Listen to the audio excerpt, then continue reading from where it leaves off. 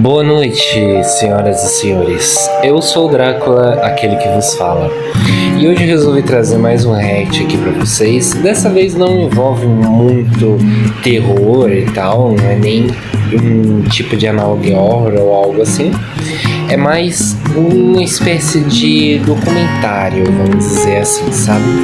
Vou passar pra Beth pra ela poder explicar melhor pra vocês. Oi gente, eu sou a Beth. Como o próprio Drácula disse hoje, não vai ser uma analog horror, ficar quieto, cachorro desgraçado. Não vai ser uma analog horror que vamos reagir hoje. Vai ser algo envolvendo Godzilla, tá?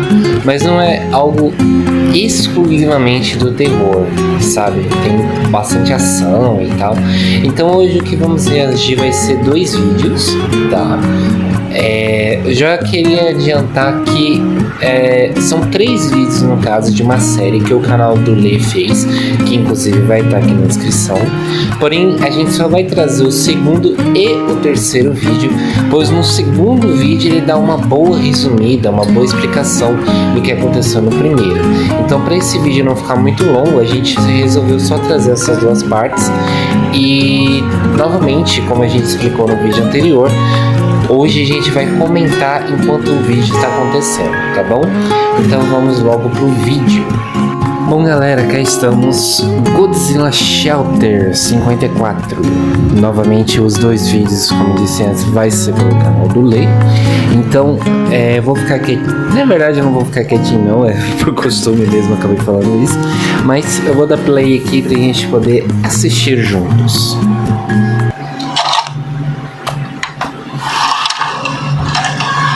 Só vou baixar um pouquinho aqui para vocês poderem me ouvir. Gente, como é que vocês estão? Mais uma vez eu venho falar sobre algo que envolve o nosso querido kaiju tão amado, o Godzilla.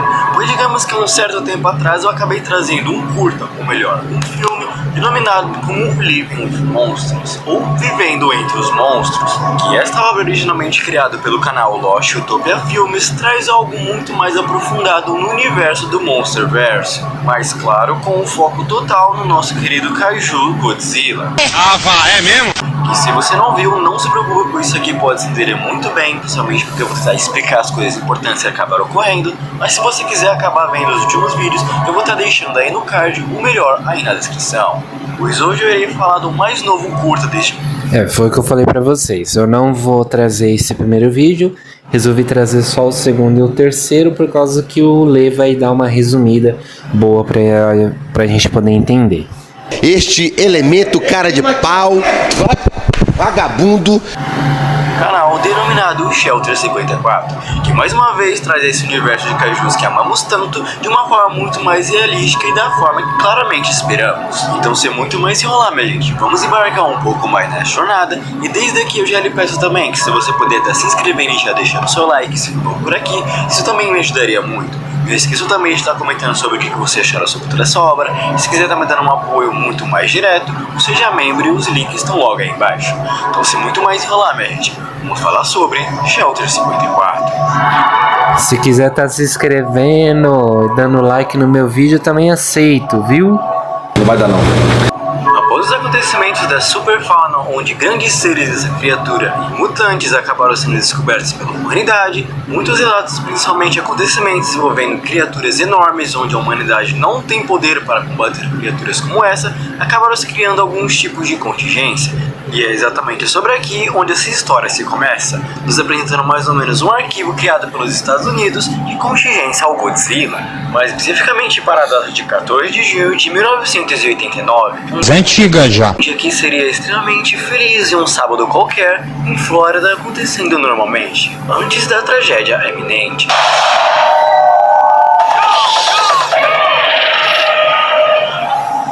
Mas o que mais chama atenção nesse caso é que um abrigo anti-Godzilla acabou sendo inundado por um tipo de radiação líquida. E devido à incompetência há mais de um ano, milhares de vidas e a negligência levaram a milhares de mortes. E consequentemente, infelizmente, a criação de um monstro que o nosso mundo iria acabar conhecendo.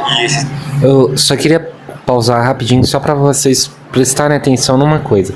Vocês vão ver que nesse vídeo eu não entendi o porquê. Tem 3 Godzillas. Um deles não é o Godzilla verdadeiro. Mas os outros dois eu não entendi. Se, tipo, um era o original, aí ele evoluiu e virou o Godzilla que a gente conhece, ou se são dois Godzilla diferentes, tá? Mas vocês vão prestar atenção que tem 3 Godzillas e eu gostaria que vocês me explicassem, por favor, por que que tem 3. Eu sei que um deles não é o Godzilla original, mas por que que tem 3? E esse seria o caso de Shelter 54, que nós iremos ver passo a passo a partir daqui. E exatos 54 dias antes do incidente, iremos voltar um pouco mais em Cantos da Flórida, pois aqui especificamente ocorre uma empresa de engenharia genética que o Major acabou rompendo um tipo de cano. E devido a essa radiação que sem querer acabou se espalhando, acabou também contaminando várias partes envolvendo Flórida. Mas o mais importante é que em meio a isso acabou causando também um tipo de mutação em alguns mosquitos da área. E isso consequentemente fez com que eles crescessem em tamanhos extremamente bizarros e grotescos que vocês estão vendo nesse exato momento. Eu acho que um repelente não funciona. Ah, ninguém reparou, hein? Nico Tatopoulos, que observou pela primeira vez os mosquitos e, obviamente, enquanto isso, ele também observava o sujeito número 17, onde ambas as criaturas acabaram se encontrando no México. E assim ele se observou também que o enxame acabou seguindo vários seres da superfauna, tentando se alimentar deles de alguma forma. E após observar durante alguns dias, eles acabaram denominando essa criatura como Sketra, ou Sketra, tanto faz dizer chamar. Foda-se, foda-se, foda-se, foda-se. Com o sujeito, 18. Mas infelizmente essa paz acabou não durando muito, pois os mosquitos decidiram voltar para a Flórida, onde também acabaram chamando a atenção do sujeito, 16. Ou melhor, do nosso querido lagartão não tão amado por um, mas amado por outros, o Zilla.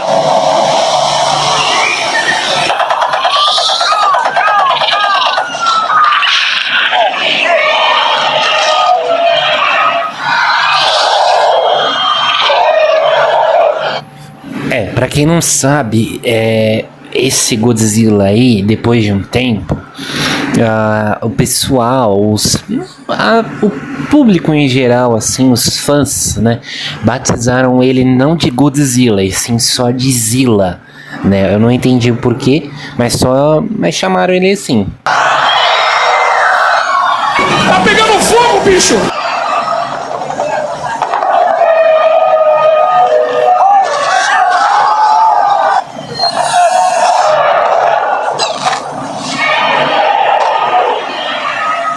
Se relata que foi aqui quando o incidente do Shelter 54 começou. E aqui ele nos explica um pouco mais sobre o que exatamente era o Shelter 54, dizendo que aqui era um abrigo anti-superfauna classe C, desenvolvido no final dos anos de 1960. E aqui também se tinha suprimentos e muitas plantas, se caso a duração de dentro das pessoas desse local fosse ser muito maior do que o planejado. Olha que legal! Por ser considerado um abrigo classe C, os eventos de descontaminação e contaminação deviam ser feitos manualmente. E logo em seguida os civis, após se abrigarem no Shelter 54, algo acabou acontecendo, pois o sujeito 16, ou melhor o Zilla, acabou desferindo um golpe na fêmea Squintera. E morreu. Rapaz, o Moreno tá ignorante, né, cara?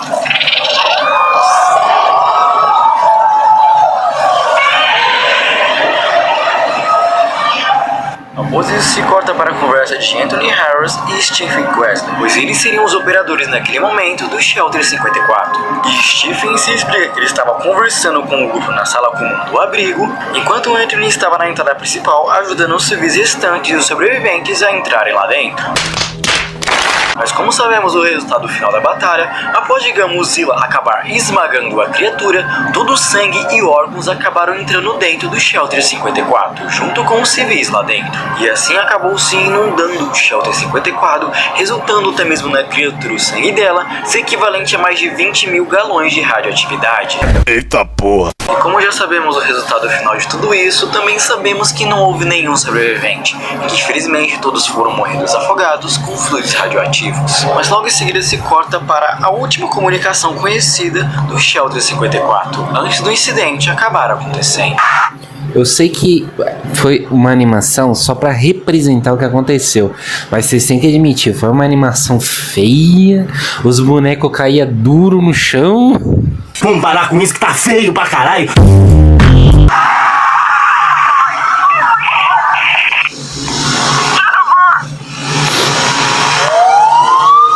E aqui se explica que devido à intensidade radioativa do lugar, o lugar do abrigo 54 só foi devidamente explorado cerca de 5 dias depois, e que a taxa total de sobreviventes devido ao que ocorreu foi cerca de 0, pois não tinha como nenhuma pessoa sobreviver ao que tinha acontecido. Mas ao eles entrarem e explorarem o abrigo 54, Oh, meu Deus. mudanças bem bizarras do lugar, como por exemplo os corredores estarem parecidos inundados com um tipo de carne e terem essa poça meio verde onde parece com certeza ser algo muito radioativo.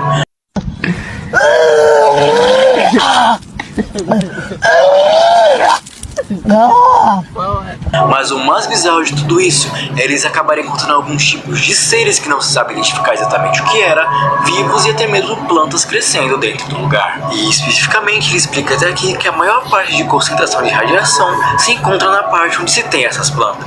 E nisso ele foi verificar. E nisso ele acabou encontrando algum tipo meio bizarro de forma botânica vivendo dentro da maior concentração de radiação, onde não se sabe exatamente o que seria tudo aquilo, mas que acabou tomando conta de toda a sala. E o mais horrível de tudo isso é que não apenas as pessoas que estavam lá dentro foram consumidas pelo organismo, mas também agora faziam parte dele. O organismo vivo, agora denominado Sujeito 19, foi escondido, pois eles temiam que isso, indo a público, isso iria atrair uma negatividade a eles e que o público não confiaria mais neles. Vai dar tudo errado. E após isso, o Sujeito 19 foi transportado para um laboratório da UNGCC, perto de Yokohama, no Japão. Por quê? Não era mais fácil só queimar tudo e dane-se? É verdade. Quer dizer, às vezes não. E o líder dessa pesquisa agora seria pelo Dr. Akira Shigarami, cujo foi o responsável pelas pesquisas pelos superalimentos radioativos, que estava lentamente ajudando o mundo a crescer novamente após os ataques da poluição atmosférica com radiação, mais especificamente dos anos de 1970. Mas voltando para o Sujeito 19, ele estava contido em um tanque de água com luz solar artificial, e tinha a estimativa de que mais ou menos cerca de 15 vítimas estariam juntas do organismo vivo.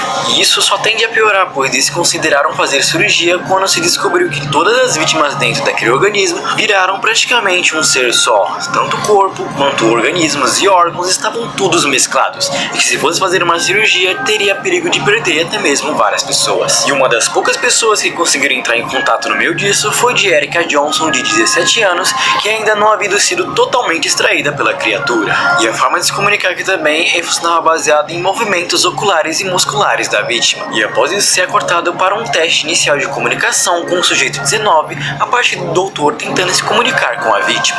E essa entrevista, digamos que é algo muito interessante, pois ele começa fazendo perguntas primeiramente se ela é consciente de alguma coisa, e ela responde que sim.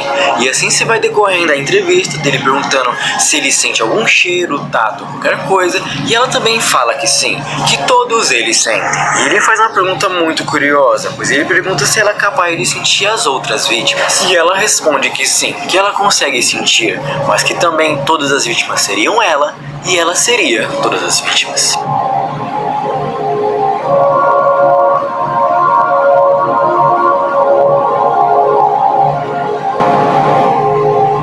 Após isso, somos cortados para um áudio gravado pelo Dr. Shiragami, onde ele fala um pouco mais a respeito sobre os estudos da equipe e sobre tudo o que estava acontecendo.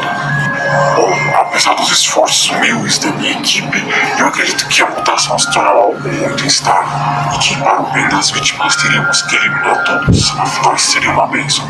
Mas por que me sinto tão relutante em relação a isso? Eu achei incrível que eu me senti como se estivesse no Big Brother, né? O cara tá falando como se tivesse um pão na boca. Tá muito engraçadinho, hein, Robin? E agora que ele diz que ele está em cargo de posição para decidir isso, ele diz que passou a carreira inteira dele se opondo fortemente ao uso de DNA do Godzilla. Diz que agora ele não teria opção e que muito provavelmente essa seria a única forma de se fazer isso. E no dia 22 de outubro, Shiragami começou a transfundir o organismo com o DNA do Godzilla. Você é burro, cara, que loucura.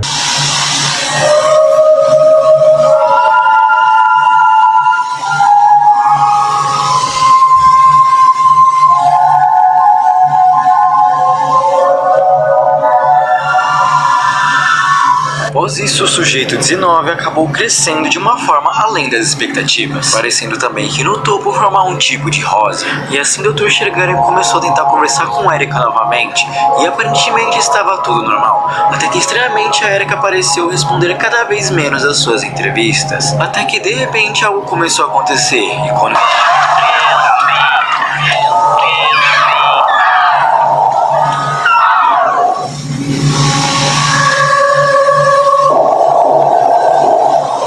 Após isso, o Dr. Shergami acabou se comunicando com as agências e percebeu-se que Erika acabou se fundindo totalmente com o sujeito 19 e que não poderia posteriormente acabar se comunicando com mais ninguém.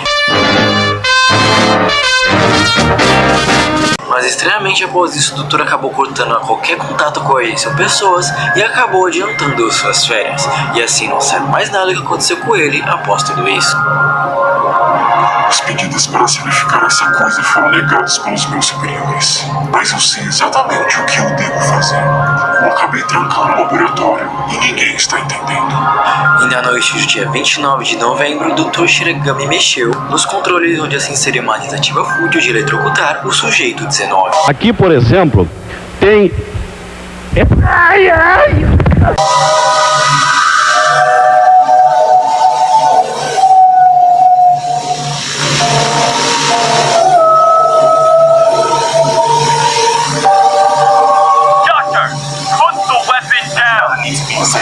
This is your final warning. Put the weapon on the ground and move away from the door. Abaixa muito tiro. Hold your fire. Rapaz. Tango down.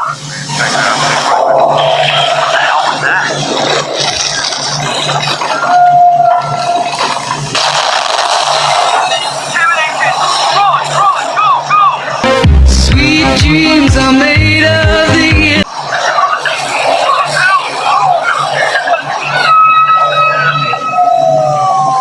E aqui se explica que o sujeito 19 acabou crescendo exponencialmente e escapou para o subsolo, consequentemente destruindo a base e levando cerca de 112 pessoas a óbito.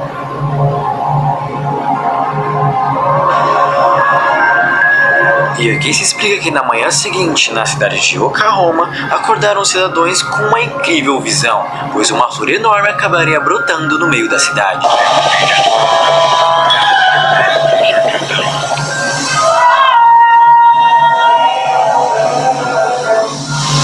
E assim o governo japonês acabou ordenando que o sujeito 19 fosse eliminado antes que suas raízes se expandissem ainda mais e acabassem indo para toda a cidade. E assim pessoas que trabalharam junto com o sujeito 19 em seus estudos também concluíram para tentar ajudar a um plano para criar algo como um ataque para impedir a criatura.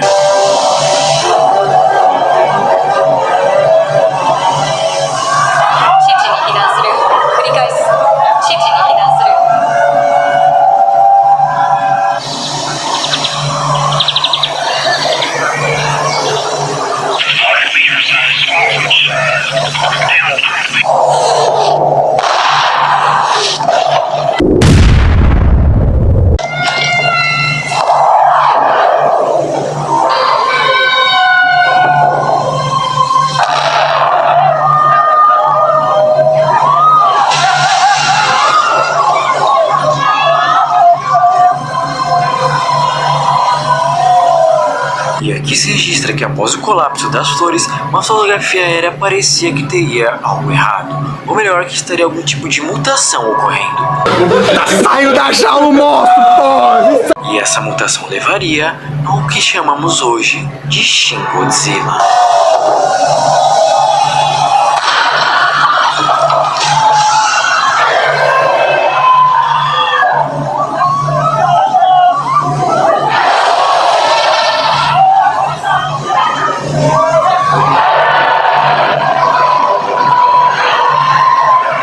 E aqui se explica que após o sujeito 19 ter o seu DNA fundido com o Godzilla, acabou se resultando numa mutação muito parecida com o próprio, e que agora todas as forças aéreas e forças que envolvem o governo usariam tanques especificamente feitos para criaturas envolvendo superfauna, que eles desenvolveram assim para tentar facilitar a captura dos seres.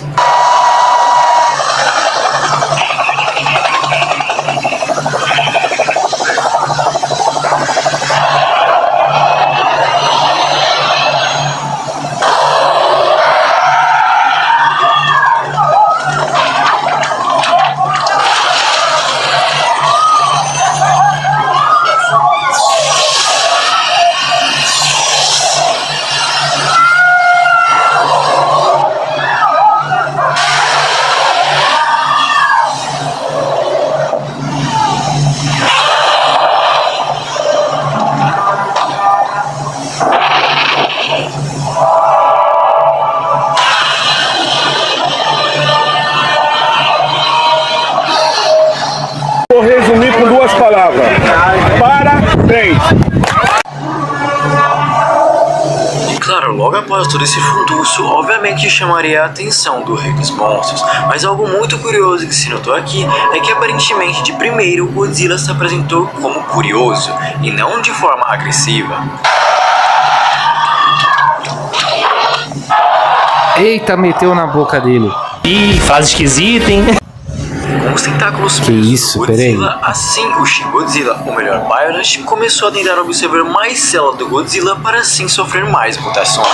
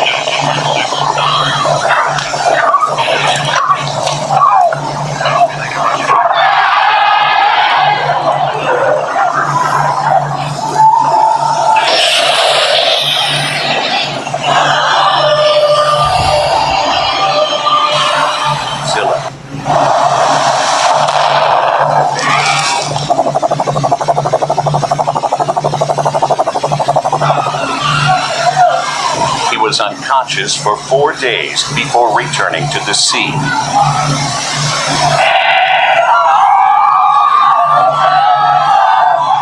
Logo após essa grande batalha, se explica que Godzilla se pareceu inativo por cerca de 3 meses. Milhares de pessoas acabaram morrendo durante essa luta ou acabaram... Eu acho que o próprio Lee não leu o que ele escreveu, né? Porque ele falou 3 meses, não, foi só 4 dias.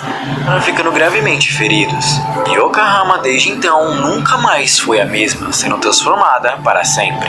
Como podemos ver logo em seguida, o sujeito 19, agora denominado Biollante, assumiu o controle total da parte das florestas de Okigahama. E que estranhamente algo curioso é que ele é um dos poucos da superfauna seres que não são agressivos, como Godzilla, mas que estranhamente devido às suas grandes flores acaba atraindo alguns outros seres da superfauna.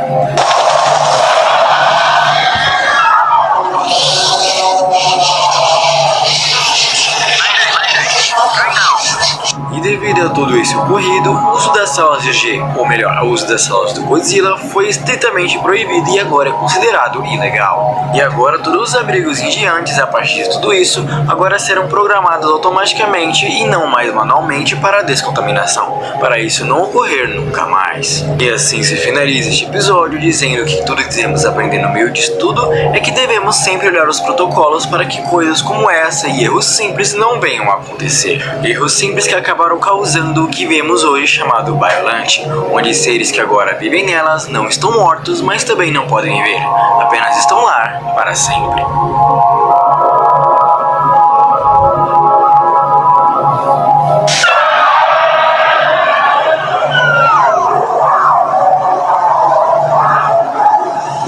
Bom galera, esse já é o último vídeo. Eu já quis embarcar direto para esse próximo vídeo, para a gente não perder tempo.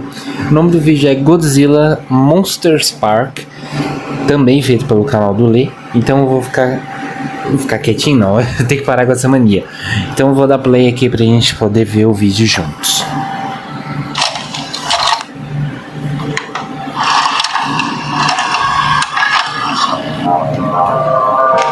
Gente, como é que vocês estão? Godzilla, esse kaiju tão amado que eu já trouxe tantas vezes aqui no canal, retornando mais uma vez. Pois desta vez eu quero falar novamente sobre um found footage que nos conta uma história bastante interessante que se envolve nosso kaiju. Eu acho incrível como o Godzilla, o tanto de coisa que tem dele de found footage, analog horror, de história de não sei o que, o tanto de coisa que tem no Godzilla é incrível, né? Mas eu acho engraçado que é o seguinte, tem do Godzilla, mas não tem de Pacific Rim, por exemplo, não tem de Círculo de Fogo. Incrível isso. Novamente eu estarei falando da obra de Lost Utopia Filmes, que nos trouxe, digamos, mais um found footage, nos contando um pouco mais sobre essa famosa superfauna que nos foi apresentada. E a última vez que eu acabei falando de alguma obra de Lost Utopia aqui no canal, faz até que bastante tempo, por cerca de até 7 meses atrás, que de uns tempos pra cá, muitas dúvidas ainda ficaram no ar. E talvez aqui tenhamos resposta que tanto procurávamos. Pois se assim como eu, você acabou se tornando fã do kaiju devido a essas obras como found footage que acabou ficando famoso na internet estando pra cá, aqui eu te garanto que você também vai se divertir, pois aqui temos os conceitos bem curiosos, principalmente sobre a superfauna, o que aconteceu depois do último episódio. Então eu já lhe peço que se você falou por aqui, considere estar se inscrevendo e deixando seu like, e não esqueça também de estar comentando sobre o que você acharam de tudo isso no final, porque eu sempre gosto muito de debater com vocês aí embaixo. Então sem muito mais enrolar, minha gente, vamos falar sobre a superfauna e o famoso Parque dos Monstros.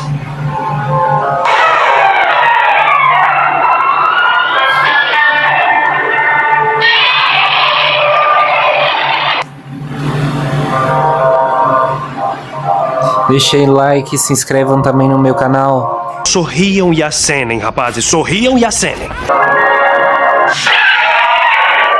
Explore the magnificent world of monsters with Super Fauna Safari. Aqui somos apresentados a Superfauna Safari, que seria literalmente um parque dos monstros, onde aqui poderemos observar através de aviões ou barcos todas as criaturas de perto, e aqui eles se vendem como o parque mais seguro do mundo. Certo, antes de prosseguir aqui, primeiramente eu quero fazer algumas perguntas. Como caracas eles colocaram tantos monstros em uma ilha? Como que esses bichos não vivem brigando entre si e como as pessoas se sentem seguras observando tudo isso? Mas uma das minhas perguntas aqui acabou de ser respondida, pois aqui fala que você pode observar de perto esses bichos brigando por território, e que seria muito emocionante, e que a bagatela para você ter essa experiência custaria cerca de $2.000, o que dá cerca de uns R$10.000. Super Fauna Safari is recommended for experienced riders only. Super Fauna Safari is not responsible for any injury or death that occurs after the waiver signing. Please research your destinations to understand the risk. Tá barato, pô. Oxi, tá mais barato que um PlayStation 5. Howdy, folks. Welcome aboard the Super Fauna Safari. Glad to have you here. Olha lá. Everybody, just remain calm if you feel me.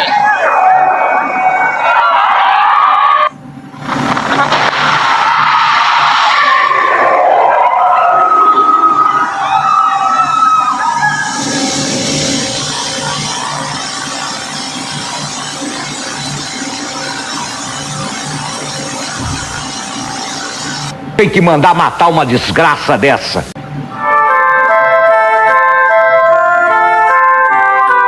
Mas é isso, minha gente. De verdade, eu espero de coração que vocês tenham gostado do vídeo até aqui. Bom, galera, é isso. Eu espero que vocês tenham gostado. Eu sei que o vídeo de hoje ficou um pouco longo, mas eu peço desculpas por mim e pelo Drácula, que a gente foi um pouquinho burro, né? Que a gente não reparou que o terceiro vídeo tinha resumido do resumo os eventos mais importantes. Peço desculpas sendo que vocês tiveram que ver tudo aquilo de novo. Mas eu espero de coração que vocês tenham gostado. Então eu vou passar pro Drácula para ele poder finalizar o vídeo. Bom, galera, é isso. Como a própria Beth disse, eu achei o vídeo muito legal, a história é muito boa, muito bem feito até. Eu só peço desculpas também por não ter reparado essa questão do terceiro vídeo, mas de qualquer forma eu espero que o vídeo tenha ficado legal. Peço desculpas se ele ficou muito grande, mas eu espero que vocês tenham se divertido. Novamente, o canal do Lê vai estar aqui na descrição, então eu peço por favor que você deixe um like e se inscreva no meu canal, tanto no meu quanto no do Lê. Ative o sininho das notificações e compartilhe com seus amigos. Eu sou o Drácula e desejo a todos uma boa noite.